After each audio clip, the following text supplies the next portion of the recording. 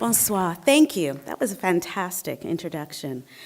And I am so thrilled to be here. Thank you, Lillian, for inviting me, and thank you to my colleagues here at the museum for making this possible for me to be here, as Lillian said, my first time in Montreal. When Lillian asked me to do this, she asked me to talk about thinking a way through my career.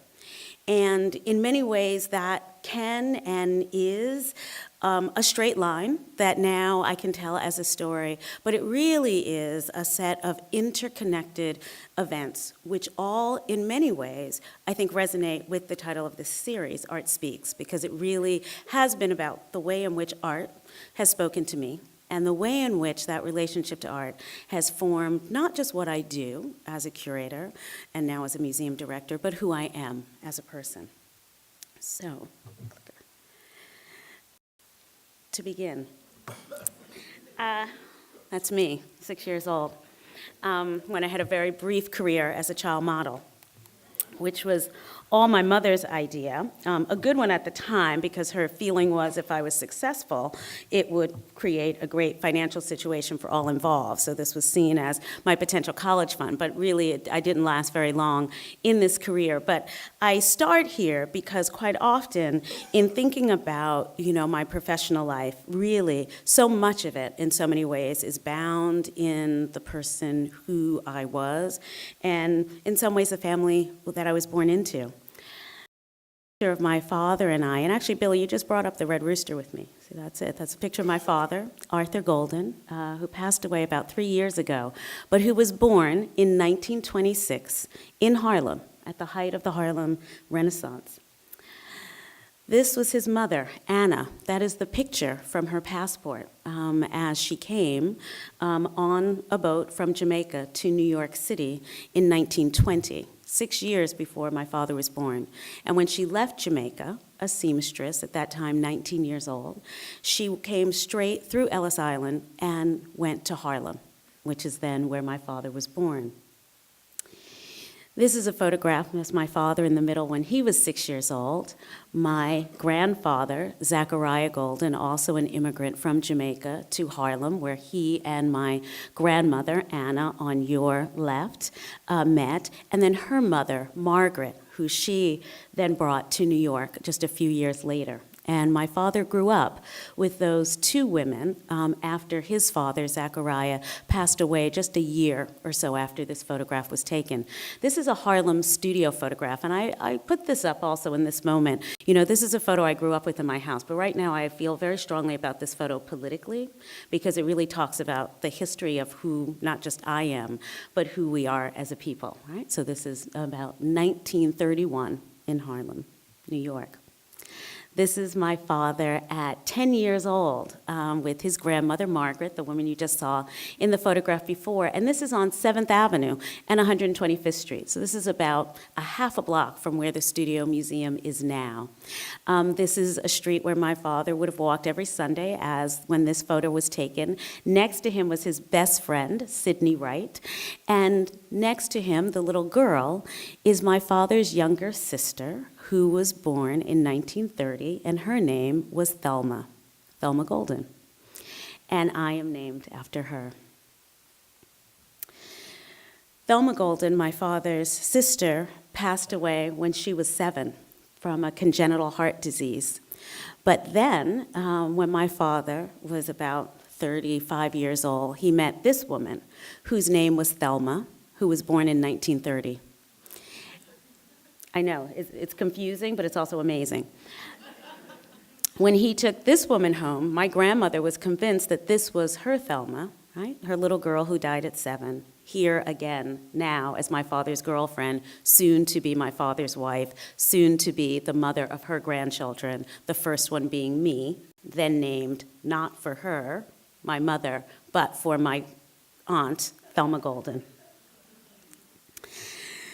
Art came into my life not as visual art. My parents were deeply, deeply cultural people. And I have to say, I have to go back because what I should say, I realize not speaking in American terms, that wood paneling that you see behind my parents would let you know that that's like a house in the 1970s, an African-American home.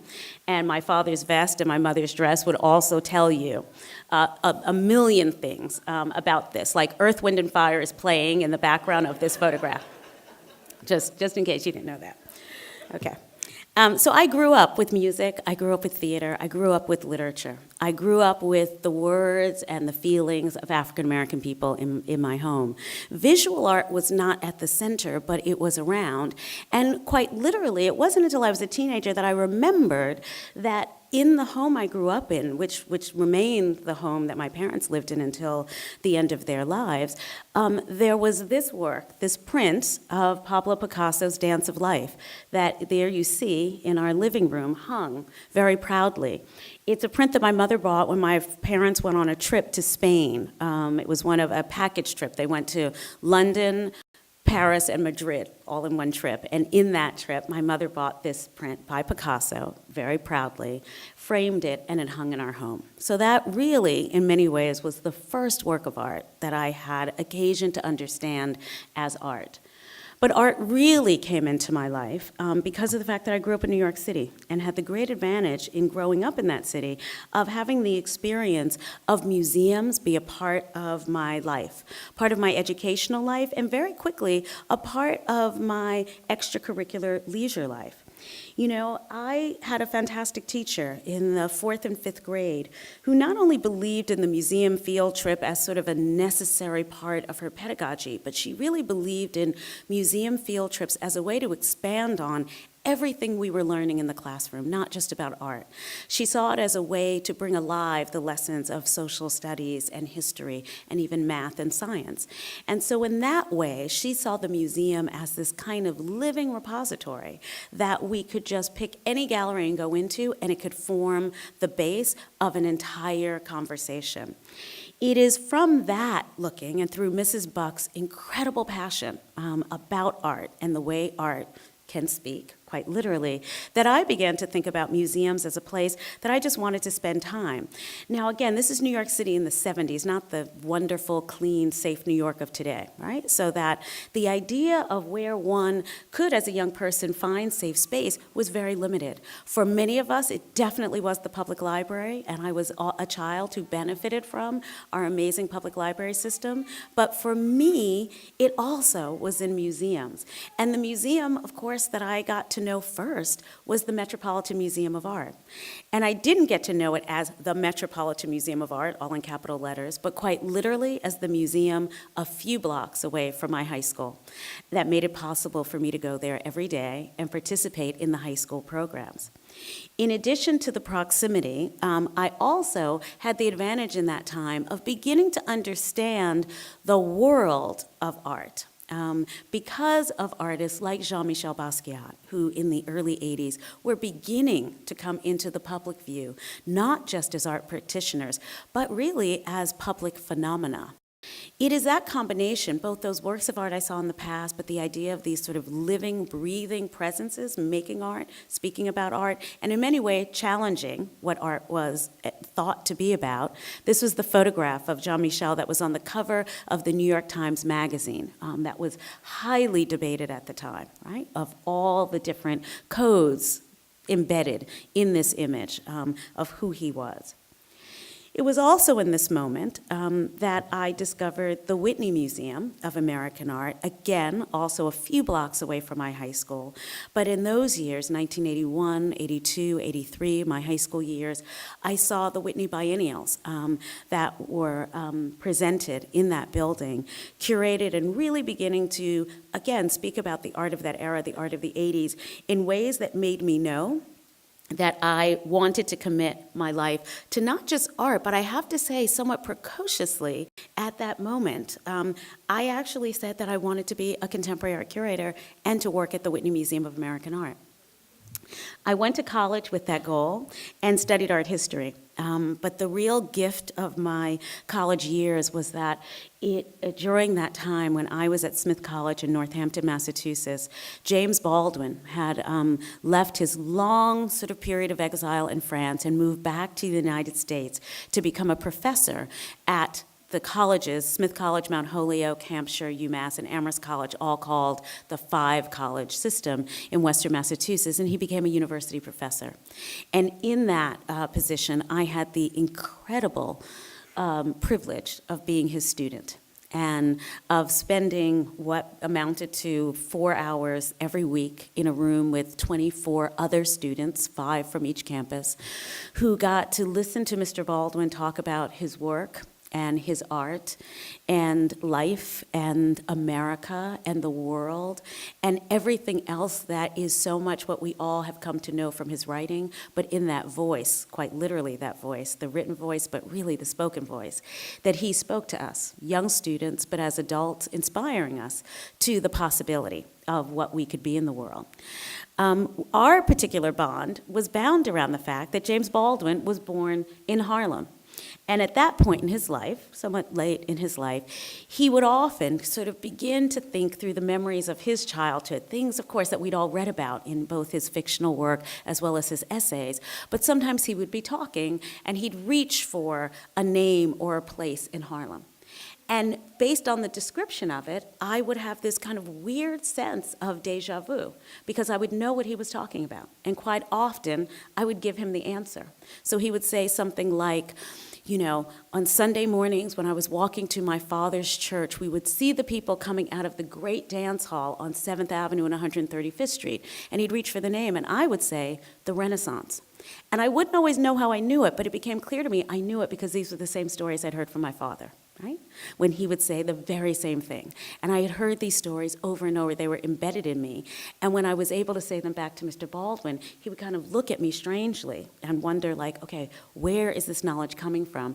And at the point that I shared with him what I knew of the life that my father had and then began asking my father those questions, it was a great gift because it gave me a sense of not just myself, but of Harlem and of Mr. Baldwin. He also was incredibly invested in the idea that, again, I was already voicing my desire to be a curator in the Broadway, and he invested me with what he thought was a level of responsibility that was needed to take care of the legacy of Black artists. And very particularly, he spoke to me a lot about the artist Buford Delaney, and I show a picture of Baldwin with Buford Delaney at the end of Delaney's life, when Baldwin was his caretaker, but also 2 portraits of Baldwin that Buford Delaney made. Delaney was an African-American artist who worked through the 30s, 40s, 50s, through the 60s. He died in the 1970s in Paris, began his career in New York, and then moved to Paris. Important figurative painter who also worked abstractly,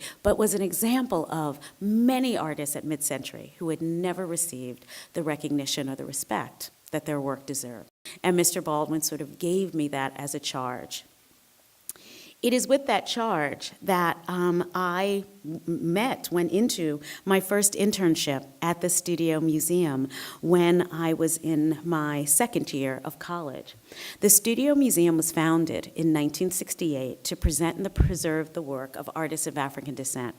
It was created at a time when museums in New York City and throughout the United States were being protested for their absolute exclusion of the work of Black artists and of Latino artists. These protests, which played out at museums like the Whitney Museum and the Metropolitan Museum and the Museum of Modern Art in New York, in particular, really opened up a lot of space for conversation. But it's in that moment that it also opened up this sort of amazing possibility, which was the creation of a museum devoted completely and fully to the work of Black artists. Our founding was met with a great deal of enthusiasm on the part of artists and some in the culture community, but also a great amount of skepticism, right, about the possibility of what cultural specificity could mean, what a community-based institution really looked like, how could an institution of this scale and size, that is, at that moment, an idea, a grand one, but not in all formed by a personal collection or a fortune, but yet the efforts of a group of people, how could this become something equal to museums as they were understood. That internship was incredible because what it really did is it sort of put together many different ways in which I had come to my sense of what it would mean to be a curator. It gave me a sense of institutional practice and institutional praxis and the space between those two poles. It gave me a sense of possibility of the work that was needed to be done. So as a curator, understanding that my role could be to serve, and to do so meant understanding what work had yet to happen. It is through that internship, and then my graduation from college, a year spent at the Studio Museum, that I then became a curator at the Whitney in 1991, to then work on the 1993 biennial, and as Leslie said, deemed controversial in its moment, though my own perception of it at that time was not necessarily that it was controversial, it's just that it opened up a lot of conversations that no one wanted to have. This is Daniel Martinez's work, which was, he took over an intervention into the Whitney's admission button that normally, as you see, would see WMMA, Whitney Museum of American Art, that he then changed, coordinating it to the daily color change of these buttons to the sentence, "I can't imagine ever wanting to be white," split across the buttons and then randomly distributed to visitors coming into that exhibition. So you could get "I can't," you could get "imagine," that one was very popular, you could get "white," that was not very popular. And this was a challenge, it was a charge, it was a way that the exhibition, in all of the artists that were in it who were exploring these ideas of diversity, difference, and multiculturalism, the button and Danny's piece really for me encapsulated the entire effort and intention of the exhibition itself. After that exhibition, I really began to question the idea of what curatorial practice could and should be.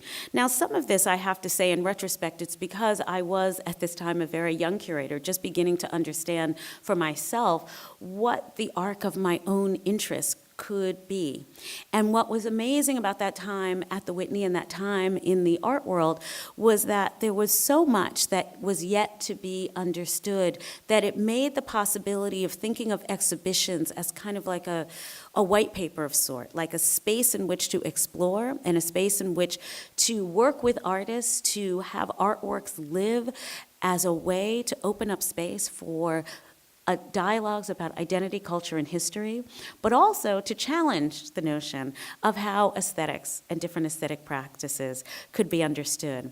So Blackmail was an exhibition that I am still reckoning with to this day in trying to understand really at core what was my initial intention. It was an exhibition of 29 artists which explored the image of the black male in American art from the civil rights era, late 60s, to the present. This was 1994. It was prompted in many ways by works of art themselves, but very specifically, it was an exhibition that was also looking at the ways in which conceptual practice had sort of challenged our idea of what and how art could and should be engaged. Blackmail and the 93 Biennial, which I think of in interchanging ways. These are some works by Ida Appelbrook from the 1993 Biennial, as well as Sue Williams, but then also Lorna Simpson, Glenn Ligon, and Byron Kim, 93 Biennial, Lyle Ashton Harris, Glenn Ligon, and Robert Arneson from Blackmail. In many ways, these two exhibitions really merged for me because both of them really brought me deeply into deep conversations with artists. It also formed for me the beginning of my own practice, which really started from artworks, thinking about artworks first and using that as a way to form exhibition and as an exhibition as a way then, as a narrative, to create for audiences experiences in the space of art.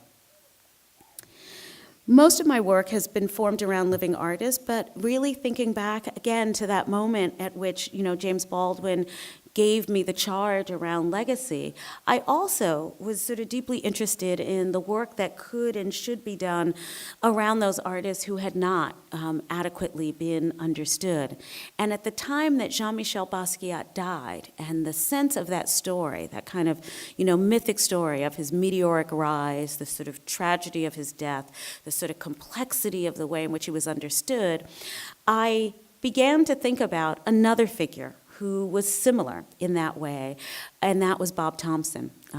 Thompson, who was born in the 30s but came into his work in the late 60s as a young man, worked for 9 years before dying at the age of 29, but in that time made hundreds of works of art, all inspired by classic works of art, but recreated in this kind of fauvist, multicolored, fantastical, almost magic realist style. Thompson was an incredible character whose life was sort of had intersections into the sort of beat poetry movement as well as the free jazz movement of that day. He worked in a kind of incredibly explosive manner, creating these paintings one after another while looking at art books of the great works of art and spending time in museums, devouring these works and remembering them and repainting them by memory.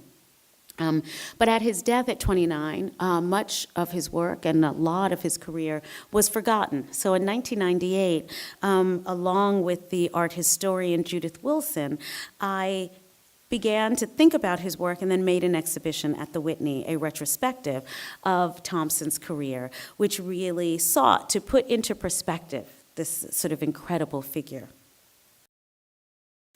In 2000, after leaving the Whitney, was asked by the amazing curator and art historian, Dr. Lowry Stokes Sims, who'd become director of the Studio Museum, to join her there as her deputy director and chief curator. And after 10 years at the Whitney, I welcomed the opportunity to join Lowry in the task of working at the Studio Museum, but entered it with a level of trepidation. Because now here, literally in the year 2000, years after the Studio Museum was founded in the late 60s, and also after a period of intensity for me through the 90s, being involved in deep questions about ideas of cultural specificity, right? Is there a way that we can talk about a particular art being a black art, in quotation marks?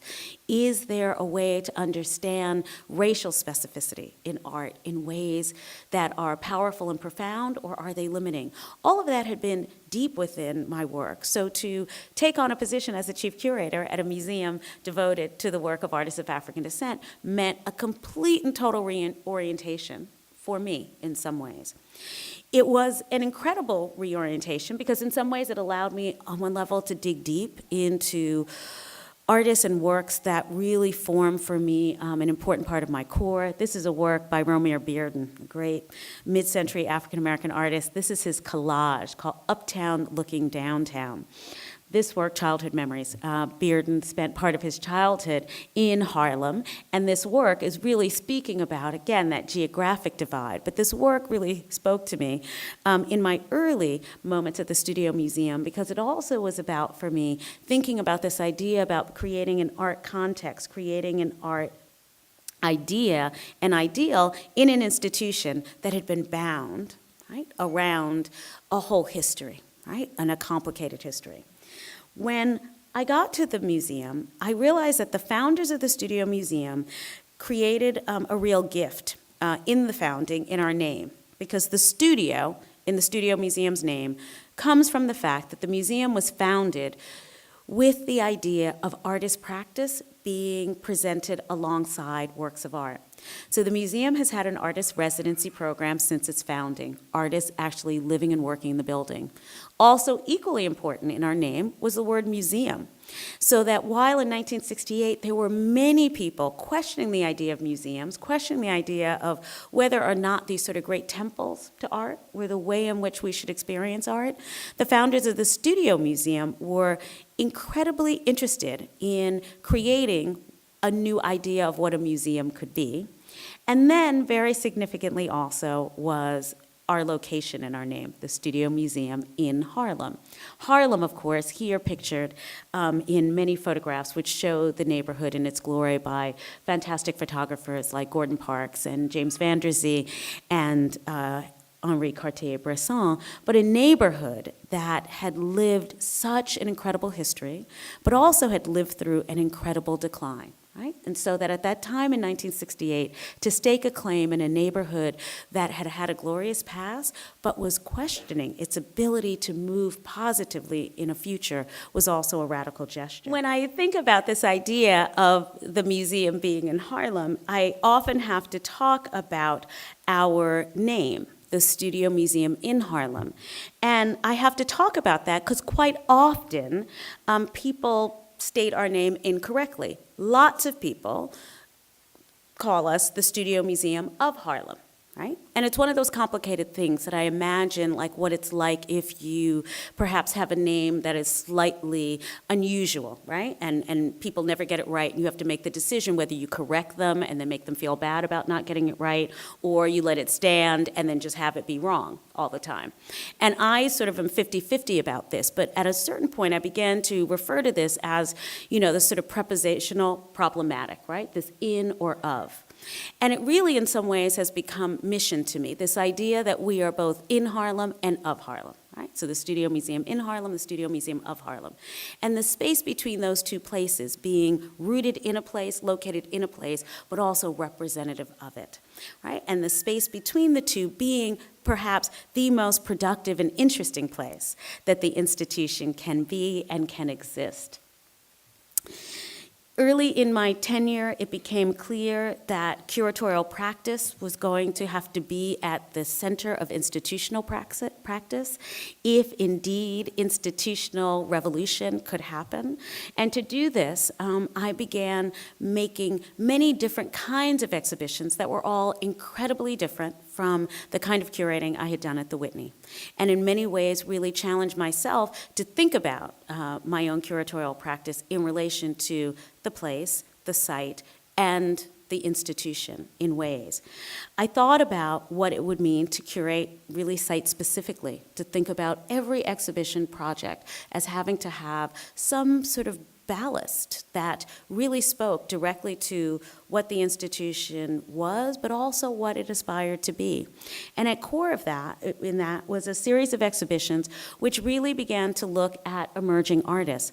Now, some of this was also because by the time I got to the Studio Museum in 2000, after curating for 10 years, I was really eager to really begin thinking again about what it meant to work with emerging artists, and began by making an exhibition in 2001 called Freestyle, which has then been continued as a series at the museum, Frequency, Flow, and Four, all beginning with F's for no reason other than the first one did, but all taking on this idea of being an exhibition project that would begin to open up some space to not just present emerging artists, but to open up a conversation about what the bounds of practice are and could be for Black artists in the widest way possible.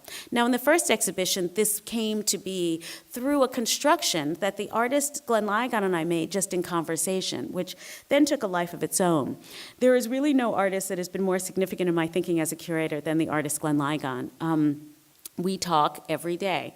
And when I say that, people think like, how could that be? But the truth is we do talk every day. We actually talk more than once a day. And those conversations over the last 30 years have been the base from which much of what I have thought about has been worked out. And when beginning to think about the exhibition Freestyle, Glenn and I spent a lot of time talking about what the differences could be of Black artists who worked in the 40s and the 50s versus the 60s and the 70s, thinking of those political moments, 80s and 90s, being the moment that Glenn emerged, and I emerged as a curator, and then these artists that were emerging in the early aughts in 2000. And what it became clear to us is that there was this distance, enough distance from the Black arts movement, which emerged in the 60s, to allow these artists to begin to form their own dialogues that were not necessarily reactive to that moment. And in the shorthand that comes in any long-term relationship where you have a lot to talk about and you have to do it in as few words as possible, we began talking about that, the feeling, not an aesthetic, but the feeling of what we saw in this generation of artists as being post-Black. Now, what I've come to know as a curator, back from the 93 biennial on, is from the very moment an exhibition opens to the public, it is no longer mine. And the conversation about it is no longer anything I can control. And therefore, in most cases, it shouldn't even be something I comment on. So I'm going to do something I normally don't do, which is to say that to think about the way in which the conversation about post-Black has grown is amazing to me, because it has become a place in which to speak about many issues that are interesting and important, but weren't necessarily a part of this original thinking. And that's okay. What was part of that original thinking was a space in which I felt I wanted to make a museum practice be open to the widest possibility for artists to work. And that has continued. So Freestyle was an exhibition that introduced artists such as Julie Moretti and Mark Bradford and Eric Wesley and Corey Newkirk and Clifford Owens and so many more. And the exhibition has continued over its many manifestations with many groups of curators doing it, leading to the current one that's on view now called Fictions, including many artists that you might not have heard of, which is fantastic, but you will, because they all position, in my mind, as being yet again another generation deeply touching many ideas and issues through their work in ways that are deeply, deeply profound and wonderfully powerful, and are now sort of opening up more space, not just for themselves, but for other artists. You know, art for me and working with artists and working in exhibition, you know, has been about not just being able to seek answers, but to always ask questions. And it is through those asking of questions in dialogue with artists, in dialogue with audience, that as a curator, I feel I have had my most profound impact. Really, when I think about what I do, it is make space. It's make space for artists, make space for the ideas that their work is about. This is Lorraine O'Grady's project Art Is, work of art that she created in 1983 at a parade in Harlem, an annual parade called the African American Day Parade that happens every year. But in this particular year, Lorraine went to the parade after being told by a social worker that art had no value for people whose lives involve suffering. And Lorraine, as a conceptual artist, thought that could not possibly be, right? That she wanted to open up this idea of what art could be, and therefore the title Art Is. And she did this by creating a performance piece in which she created these gilt frames and took them out on the parade route. And allowed the audience of parade onlookers to frame themselves by answering the question of what art is, right? And being able to represent themselves in this regard.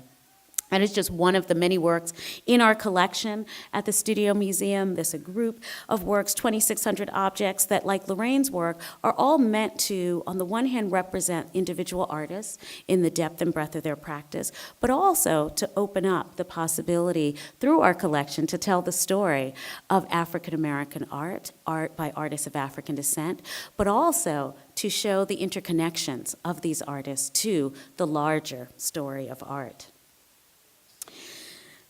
As an institution, we make 16 to 18 exhibitions a year. They range from single artist projects like Chris O'Feely's Afro Muses on the right, or Kara Walker's site-specific installation on the bottom, mid-career retrospectives by artists like Gary Simmons, it's represented here at Lynette Yedin Bawake, Lorna Simpson or Corey Newkirk, but also through the creation of exhibitions and projects that focus on our collection, as well as group exhibitions that take on ideas and think through ideas in the space of exhibition. We also continue the work of bringing light to those artists who perhaps have not received the attention they should. 2 summers ago, we were thrilled to present a retrospective of the work of Alma Thomas, a woman born in 1906 in Washington, D.C., who spent her entire professional life as a public school teacher in Washington teaching art. And at her retirement at 65, she then set up a studio in her kitchen and began making the most glorious abstract paintings from that moment at 65 until her death in her 70s. She became the first African-American woman to have a retrospective at the Whitney Museum in 1974 and at the Corcoran Museum in that same year. And this is one example of her work, and these works all deeply inspired by looking at the natural landscape out of her window. She also was the first African-American woman artist acquired for the White House collection by our former First Lady, Mrs. Obama. There it is, Resurrection. And also, as I said, the studio in our name comes from the fact that we every year allow 3 artists to have studios, give them financial support, and give them the space to work. This is core, this is education program, it's exhibition program, but really it's mission. For us, the idea of artists. This is a program that from its beginning has hosted artists such as Kerry James Marshall and Allison Sarr and David Hammons and Kehinde Wiley, Alma Thomas, and so many more. This is last year's group of artists, Khalil Huffman, E.J. Hill, and Jordan Castile. Education is also core to what we do. This is a painting by Cedric Huckabee being viewed by a second grade class in Harlem. And really, the idea of the museum being as open as I felt museums were to me as a young person, it is our goal to do so for students in Harlem and throughout the city. But really, what informs all of this work, my work as a curator, my work as a museum director, is indeed my relationship to works of art and my relationship to what it means to be in the space of art and to allow myself a sense of wonder, a sense of awe, to be inspired by art, to be instigated by art. This, Glenn Ligon's Double America, one of his fantastic neon works. What I've learned from Glenn is the absolute and utter rigor with which one can combine content and form in questions about culture, history, and identity. This is Kara Walker's fantastic public work, A Subtlety, that she created at the Domino Sugar Factory in Brooklyn in 2014. This almost 2-story-foot-high sculpture made of sugar. And what I've learned from Kara is the idea that history is written in the past, but also understood and rewritten in the present. And through her work, the idea of history, particularly American history, has been recreated for me over and over with a great sense of both rage and terror, but also through the incredible beauty with which she brings to it. I also find inspiration in those works that remain so ephemeral to me, but that sit in my mind. This is an image of David Hammons in the midst of his work Concerto in Black and Blue from 2013. Perhaps, when I think about my formation as a curator, there are 2 artists that are sort of critically important to kind of, for me, understanding everything that I have done. One of them is David Hammons and the other is Adrienne Piper. And I say if they had created a child who was a curator, it would be me. I have said that to them, and neither of them have liked that when I've said it, but there we go. But Adrienne and David, in many ways form for me, a sense of not an oppositional, but this kind of incredible melding, this sort of hot and cool, this yin and yang. And in David, it is that so much of what one has to understand about this work is not what you see, but what exists in memory and in feeling. So this work in 2003 came after a moment where Hammons had not shown for a long time, and an invitation went out for an opening for a work called Concerto in Black and Blue at a space in Soho on Spring Street, what was then the Ace Gallery. And eager as we all were to see and to have the possibility of what we thought would be a David Hammons exhibition in the formal way, kind of ran to this opening and were entered into a room that was pitch black. And everyone was given just a small little LED light. And, the light went on and they were blue, like these blue dots. And what you realized after you got into this dark room, holding your blue light, with everyone else holding your blue light, that was the work of art. That was the concerto in Black and Blue. Right? This sort of movement of all these bodies through this space. It also was a typical Hammons move, right? Because there we were with expectation, and he confounded, right, that expectation by creating this sort of incredible participatory event that happened one time and not to be seen again. Also, I am, completely inspired by a kind of rigor of practice. This is Stanley Whitney's work, and I show this after David Hammons because often people ask me, how do you make a decision about what art you go see, what exhibitions you see, whose studio do you go to? And there are lots of ways I get there, but the way that's most top of my list is often other artists. And sometime in the late 90s, David Hammons told me to go see Stanley Whitney, to go to his studio, and I did. And that's when I was introduced to his work and became completely compelled by this abstract geometric practice that has played out over years and years, and continued to think about this work, and was thrilled when we had the opportunity to present an exhibition of Stanley's work a few years ago at the museum. But again, what there is the inspiration consistently is this idea of a commitment to practice and a commitment to what it means to dig into it deeply. I also am constantly looking at new work. An artist I've just begun looking at a lot is Michael Armitage, based between London and Kenya. Had an exhibition in San Francisco last year and maybe one in London the year before. Currently just on view in the new Prospect New Orleans Biennial, but work that I'm really just beginning to understand, but deeply, deeply obsessed and fascinated by. And Jordan Castile, who I mentioned, former artist in residence, but, a young artist who is, you often make exhibitions and you see work later that could be in an exhibition you made. So as someone who was sort of deeply invested in the idea of images of Black masculinity, to meet this young artist, a young woman artist who has basically spent her entire career making images of Black men in their fullness, in their dignity, in relationship to them, is very compelling to me. And Lynette Yadim Bawake. I have spent a long time perhaps looking at object and installation and conceptual work, and it's what's brought me so fully back to painting in recent years, and there's no artist perhaps who has brought me more into a fascinating relationship to figurative painting than Lynette Yadim Bawake.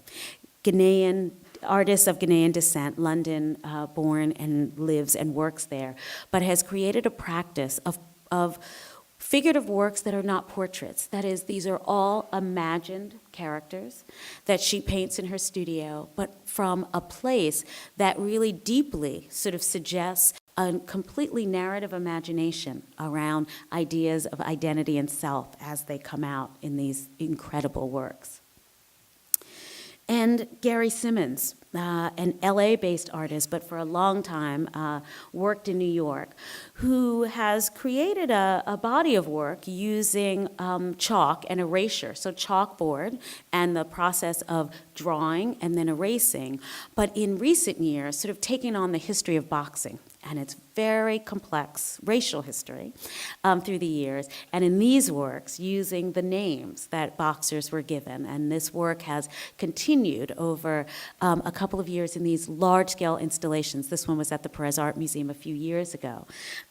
Gary's work continues for me to sort of open up the sort of possibilities of conceptual practices that sort of look at ways in which word and text speak as image.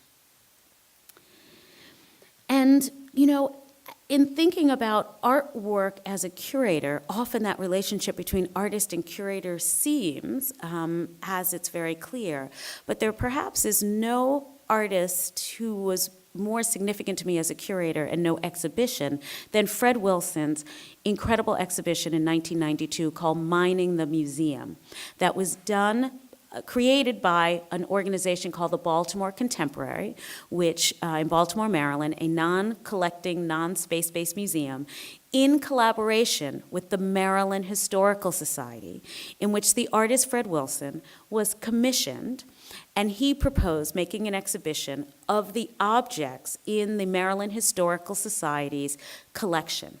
Now, many of these objects, like the silver you're seeing in this image, had proudly been on view in this historical society for years. But there were many objects in the collection, like in the middle of this case, the slave shackles, that had remained in storage.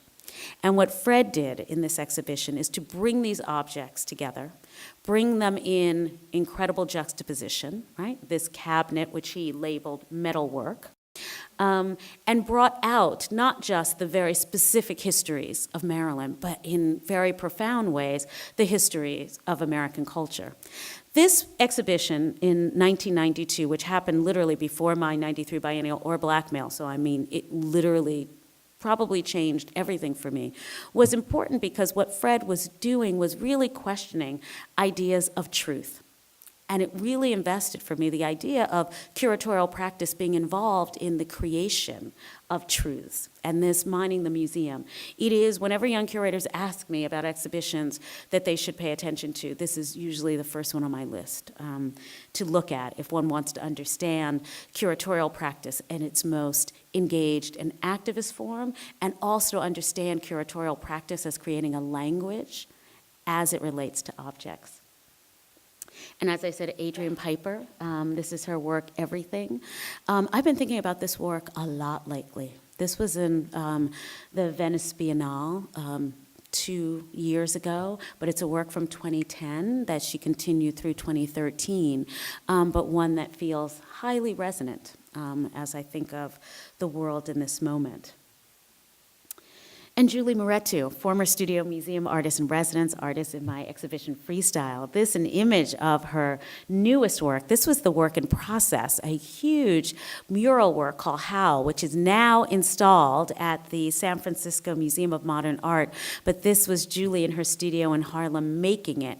Julie, an artist who has explored the sort of post-abstract expressionist language by infusing it with her own obsession with map-making, cartography, and issues of migration, and very specifically for her, the ways in which then that as a language to begin in abstract mark-making, and how that can play out is really what has consumed her work and in this form and at this scale for many years. And the work that I've seen most recently that just has knocked me out is Mark Bradford's newest work called Pickett's Charge at the Hirshhorn Museum, which looks again at the history of America, a leitmotif, of course, in the work of many African-American artists, but very particularly on a formal level also begins a process for Bradford, an abstract painter known for his use of paper as the base and the ground for his work. But in this case, using the Grand Rotunda at the Hirshhorn, Mark has created this incredible sort of circular, these 11 paintings that wrap around this space that here, you see, this was in the studio, created by layers and layers of paper that are then a collage, almost like paper mache, with ropes. And then it's those ropes being pulled by Mark that create then the image themselves. An incredible, beautiful, beautiful, beautiful work. And Njideka Akinili Crosby, an artist born and raised in Nigeria but educated here in the U.S., not here, I'm sorry, I'm thinking I'm in New York. Educated in the U.S., but now living on the East Coast, now living in Los Angeles, but making work about cultural collision. In 2004, we changed our mission at the Studio Museum. It had read, we were a museum of African-American art and artifacts of the African diaspora. And we changed that to be a museum of artists of African descent locally, nationally, and internationally. The reason for that was to acknowledge the absolute importance of understanding the global Black presence.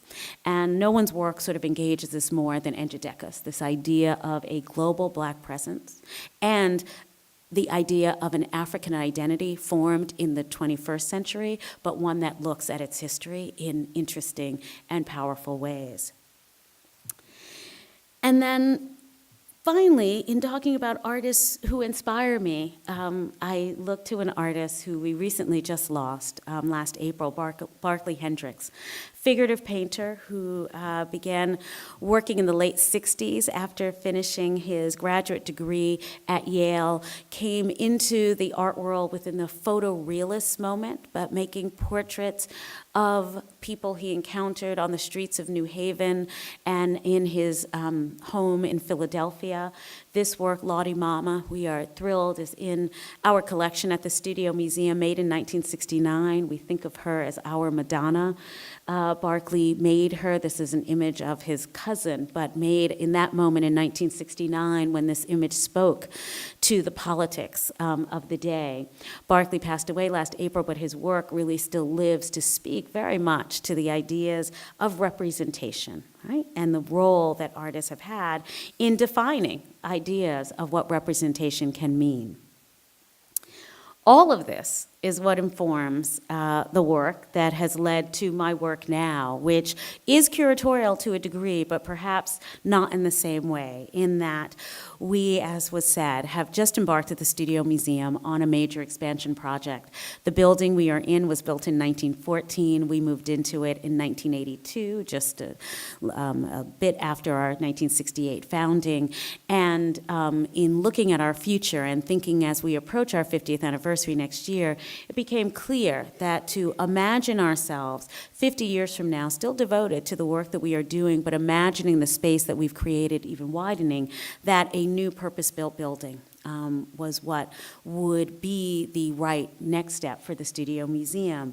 So thrilled to have engaged the architect, Sir David Adjaye, a London-based architect, to design our building with a brief that included all of the practical things that any museum might want. But to that brief, I added for the architects, the idea of creating a space that wasn't just resonant as a physical space, but one that would also speak to the place where we are, and ask them to consider what it would mean to make a building that would be resonant of three experiences of Harlem that I thought were important. Now, in some ways, I realized that, I couldn't enter into this expansion project not as a curator. So this would be, if I were curating an exhibition about making a building, this is probably where I would have started. But quite literally asked the architects in the design itself to consider the experiences of the street, the stage, and the sanctuary. Right? Harlem being defined by its incredible street life, right? Life lived out on the street in ways that are beautiful and amazing. The experience of the stage, right? Harlem being defined by not just our relationship to the performing arts and the great history in African American and African cultures of the performing arts, but the stage, right? The context of the theater being so much what Harlem's about, and that idea of presentation and representation. And also the experience of the sanctuary. Harlem is known as the community in New York City, the neighborhood, that has more houses of worship per square block than any other neighborhood in New York City. And they range from the smallest storefront churches, much like the one that James Baldwin's father was a minister of, to grand, beautiful houses of worship. But they all operate in ways that the community exists in them, not only as houses of worship, but as places in which the civic life of the community is lived. And I wanted the experience of all three of these places to come into the museum, really positioning. Could an institution be site-specific? Could it be site-suggestive? Could it be site-sensitive? And could it be site-significant? And the way towards that was to think through these ideas. And so with that, we've just released designs that have been done by Adjaye Associates and Cooper Robertson Partners for this fantastic building, which in 81,000 square feet creates for us for the first time amazing public spaces for our community to gather, beautiful galleries for us to present the work of the artists in our collection, in our residency program, and all the kinds of exhibitions we host, as well as a rooftop space, an education space, studio spaces, all that create together an experience of art in community, but really also art in communion. That is so important to not just who we have been as an institution, but what we continue to aspire to be. This is one of the real gems of our collection, a work by Jacob Lawrence, pioneering artist called The Architect, 1959. And it's become an icon of this moment we've been in the expansion, because in 1959, of course, what Lawrence pictured here was this vision of an architect, an African-American architect, seeing out over a city as it's being built, as it's being envisioned, as it's being imagined, as it's being ideated. And that, for me, is so much of where we are now. And this painting. This image is actually much bigger. This is a gem of a little painting on Masonite, kind of lives to speak to this moment of who we are. And then finally, I say that, truly, as I began, saying to you that to talk about who I am now professionally, I have to talk about who I am personally. And the who I am personally, the me, this being Glenn Ligon's fantastic neon that sits in our lobby called Give Us a Poem, from Muhammad Ali's great poem when asked after a lecture that he gave in the late 60s when he was still Cassius Clay. He was asked after the lecture, they said, "Cassius, give us a poem."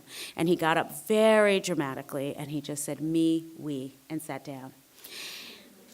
And this, Glenn turning into a neon, really speaks to this idea of the individual and the community. And so for me, my relationship to art, my relationship to artists, is bound in my relationship to place and my relationship to institution.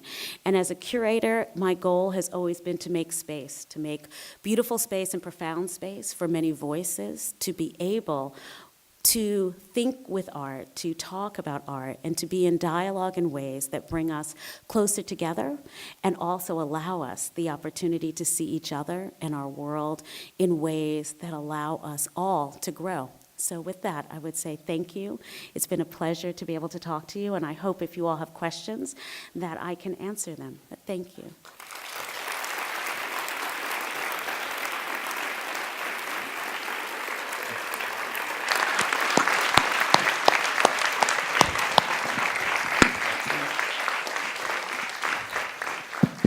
Does anyone have any questions?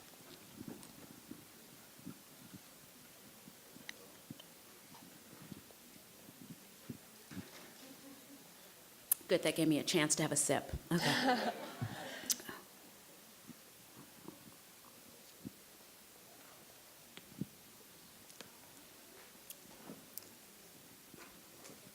I can't see, oh, right here. Oh. Oh.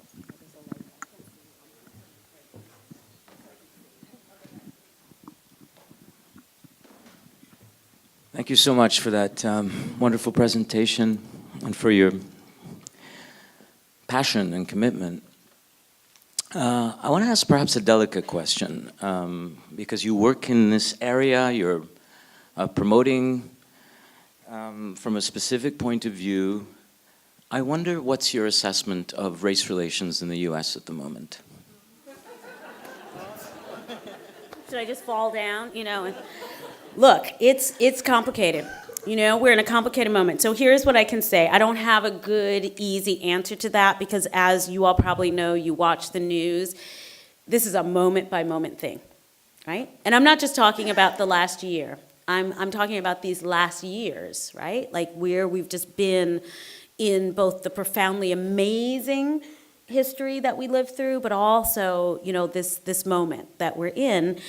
And I can say a couple things. One, the day after the election, I came to work. I live 2 blocks from the museum. So, I left my house and I walked around onto 125th Street. And I was shocked by just the kind of stillness, right? I mean, part of why I wanted the architects to consider the street because 125th Street vibrates. I mean, it's like an energy source. You just need to just step out on, you just don't have to move, but you're just going to be, have a lot of experience. And that day, there was just a stillness, right? And when I got to the museum, immediately, I was encountering, our team, which is a multicultural, multi-age team of people, and our facilities manager, who is an African-American man who is 64, 65 years old, in the midst of what were a lot of different emotional responses, said,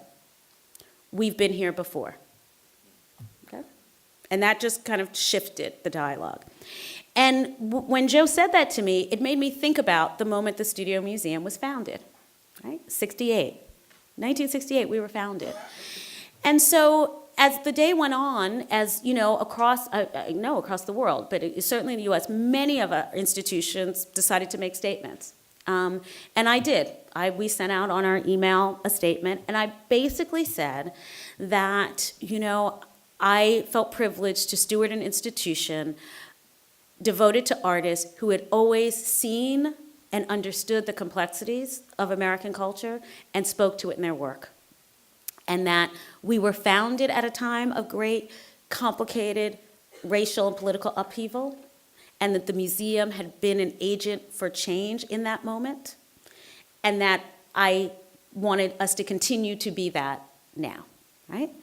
So, you know, what is it right now? It's complicated. It's complex. It doesn't make sense, you know? And it's hard to talk about it because it's also different in, you know, different places. I live in New York, right? So in New York, you know, we certainly live in somewhat of a bubble, but that bubble is also what makes us feel responsible, right? There's a lot that I can do and say in my institution that I have peers who can't.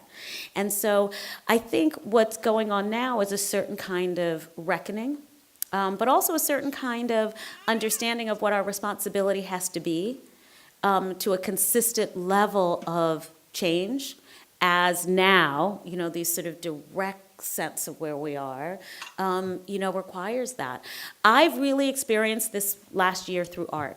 That's been my way to kind of navigate, right? It's been able to kind of see and think through what is the huge amount of information coming to be able to process it. And I've also seen the way in which the museum and the space of the museum has given people a chance to talk about what's going on with nuance, as opposed to do it in a more conflicted manner.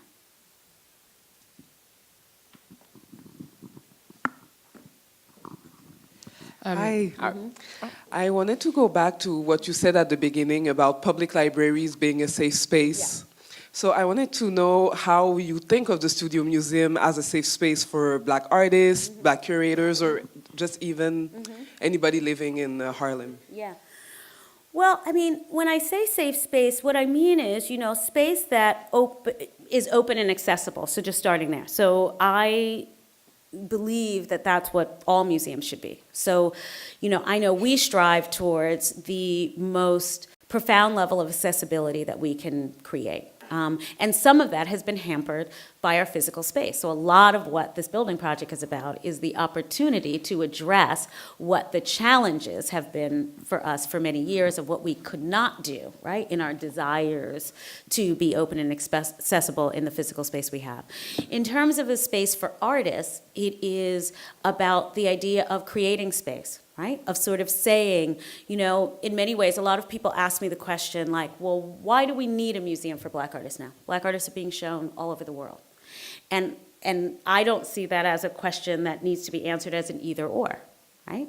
I feel we can have breadth and we can have depth. What I say, however, and my most cynical, is that there will always be the Studio Museum for Black artists. I can't guarantee the rest of the world.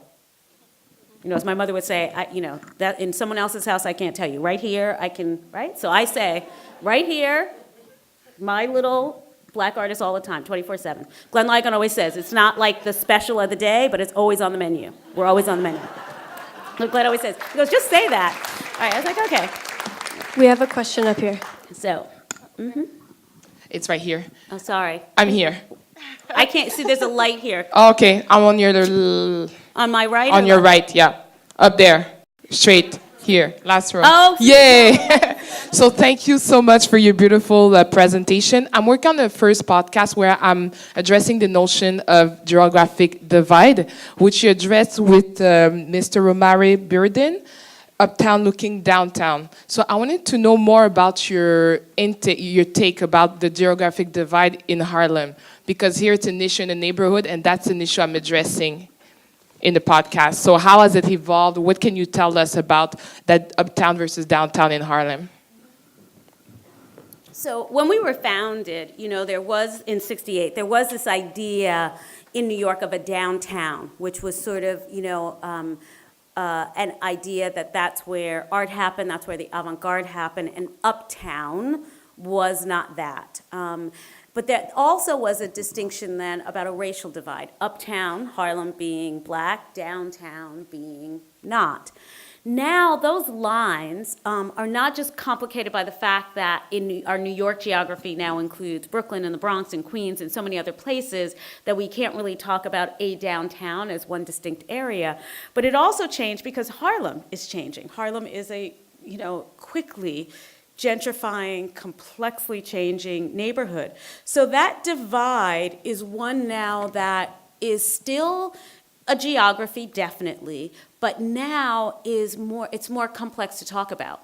On the other hand, I will say, as someone who lives and works in Harlem, the African-American playwright Ntozake Shange had a play called For Colored Girls Who've Considered Suicide When the Rainbow is Enough. And in it, she has a line where she says, I used to live in the world, and then I moved to Harlem, and my whole universe is 7 blocks. That is also, Harlem does figure as this kind of universe on its own. And I think that many people, right, many of the artists, for example, who live and work in Harlem, depend on that, like the idea of what feels somewhat cut off and what can create itself that still has certain cultural codes. Part of what's been so important about our residency program, because we're building the new building on our site, so we have to close down. And I wanted to be able to make sure the residency program could continue while we were closed, and was looking for space for it and had some options for space outside of the neighborhood. But when I started talking to artists who've been in the program, artists as diverse as Kerry James Marshall and Kehinde Wiley and Wangechi Mutu, to any of them, they all spoke to me about what it meant to be physically in Harlem. And that's what made it clear to me that no matter what happened to all of our transitional space, that the studio had to be there. So there's also something about the geography that is not just physical, but it is emotional. And I think the emotional geography is what I'm most interested in right now.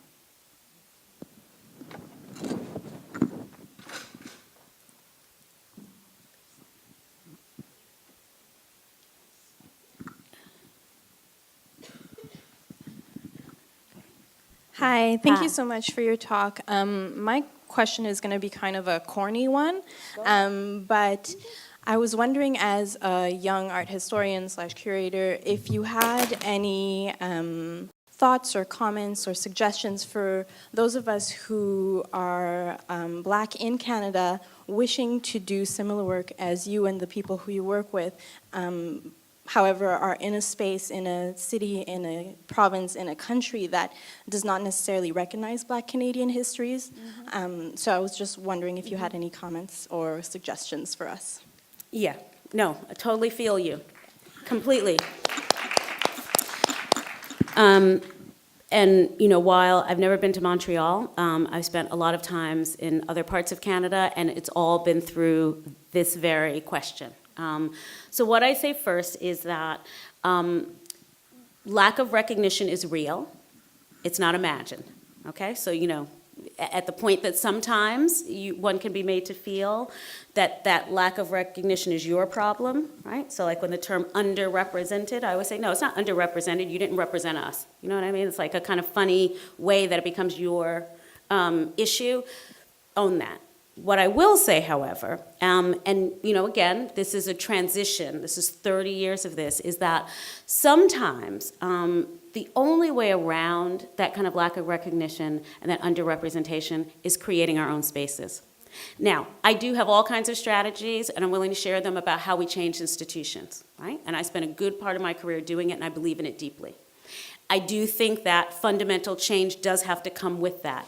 But the forces to make that happen, more often than not, we cannot do on our own, right? They take a lot of other factors to make it possible, and to make it possible in ways that it's lasting and profound.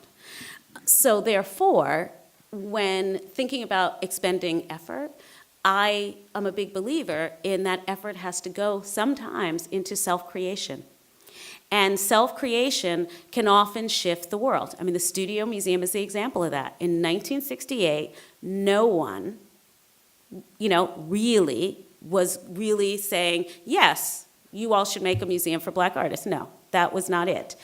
But in creating the institution, based on the idea of all the exclusions that were real and there, it shifted the art world, it shifted the culture world, shifted the museum world, and in doing so, opened up not just more space for more people to do the work, more artists to be shown, more curators to have positions, more works to be acquired, but it also created more space for the Studio Museum itself.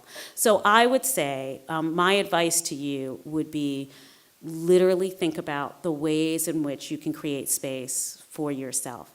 The other thing I would say is that, you know, I think we have to be aware right now that these kind of wholesale historic exclusions create profound erasures, and that, you know, and that's what Baldwin taught me. So we have to take responsibility for that too, right? The idea that we cannot wait for the institutions to do it sometimes, because sometimes too much time passes. I mean, the reason I did the Bob Thompson show was because I knew if I didn't do it at that moment might have passed. And what would have happened? Would we never have had that? But that also is then another thing. It does create more responsibility around your practice. I mean, I wonder what it would be like to wake up every day and just make the shows I feel like. I do. There's a whole list of things that might be, but there's a whole lot of work that needs to be done. And I think that investing in understanding what that is and doing it is really where we get change and really where space opens up. And I think there's a lot of space that you potentially can open up.